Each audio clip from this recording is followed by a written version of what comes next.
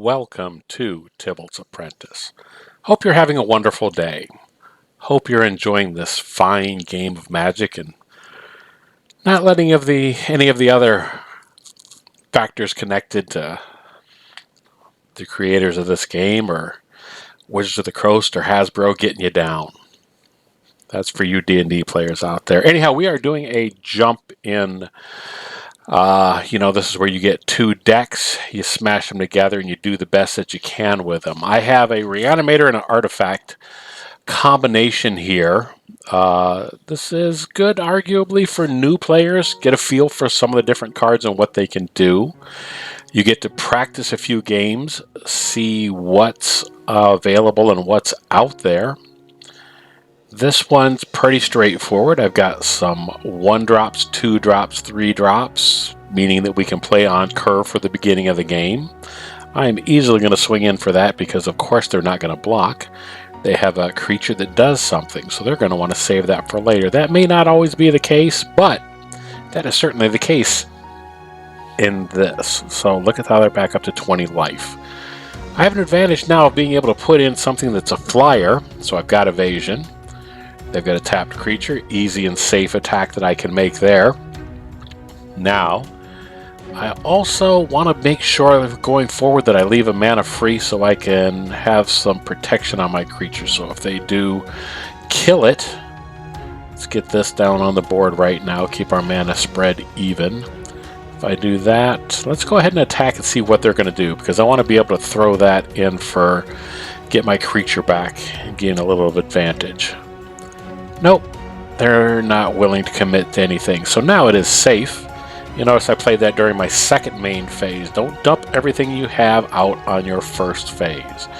You can play things second main phase. So keep that in mind. Timing becomes important the deeper you get into this game. And so, where are we going to go here? We're looking for a straight out attack coming in.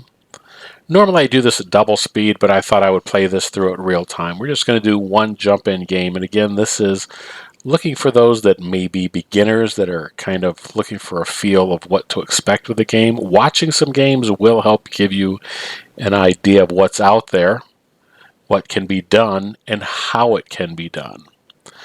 Now that their creatures have haste, doesn't really matter. They're just going to use that, and now they can swing in. If they want to. They seem to be having a hard time deciding what they want to do. They're playing it incredibly safe.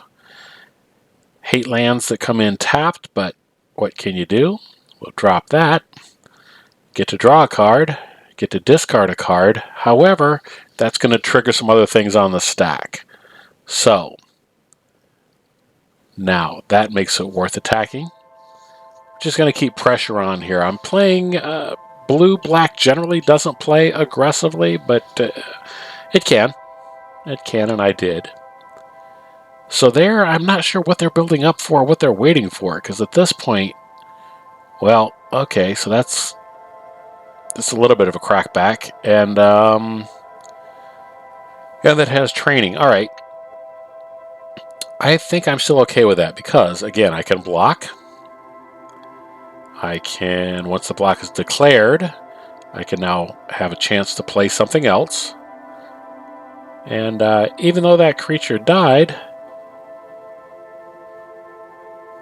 we'll get our creature back.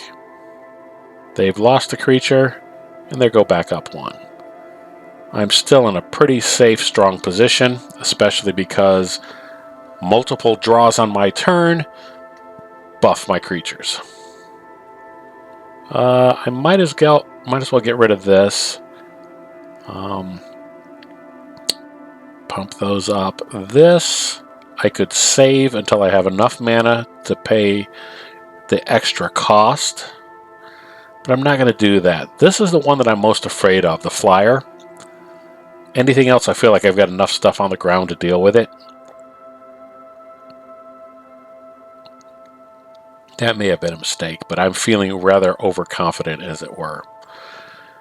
Okay, so I will lose a couple of creatures, but I will retain my air superiority. 14 is a fairly solid life total. I'm just going to go ahead and get rid of this because it was going to die anyhow. So you'll notice how, despite that creature not going through, the block still happened. And watch me misplay on Earth. Actually, I didn't do it this time. I know I've done that before. And that was enough to make them give up. So there you go. A very quick look at Jumpstart. Hope you enjoyed it.